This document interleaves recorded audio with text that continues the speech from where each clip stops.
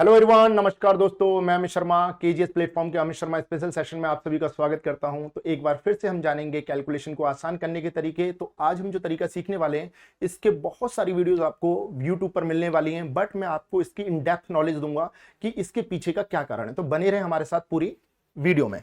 तो देखते हैं, यदि आपके सामने इस प्रकार का कोई क्वेश्चन आता है तो आपने इसके बहुत सारे वीडियोस देखे होंगे कि जल्दी से आप करते क्या हो बेटा, आप जल्दी से इसके 2 फैक्टर कर देते हो और 7 इंटू 6 कर देंगे।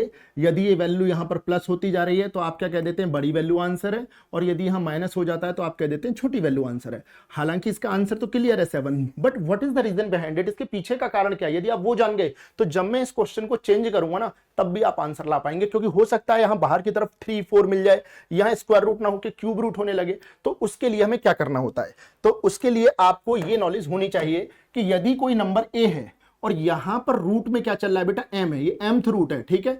तो ये जो यहां जो वैल्यू होती है ना बेटा, ये हमें ये बताती है कि नंबर ऑफ फैक्टर्स कितने, यानी कि उसे कितने गुणनखंडों में तोड़ना है, कितने गुणनखंडों में तोड़ना है, उससे हमें यहां से पता चलता है। यदि यहां कुछ नहीं हुआ तो यहां स्क्वायर रूट मानते हैं, यानी कि 2 माना जाता है। डिफॉल्ट वैल्यू क्या होती है इसकी, 2।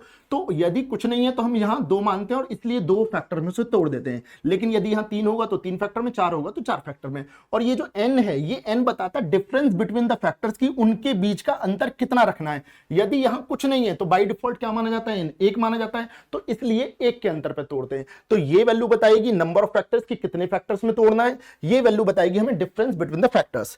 तो इसीलिए हमने जब ये वाला प्रश्न किया था तो इसको यहां पर कुछ नहीं है तो 2 मानेंगे, तो 2 फैक्टर में तोड़ा, और यहां बाहर क्या माना जाता है बाय डिफॉल्ट 1, तो इसलिए 1 के अंतर पे तोड़ा।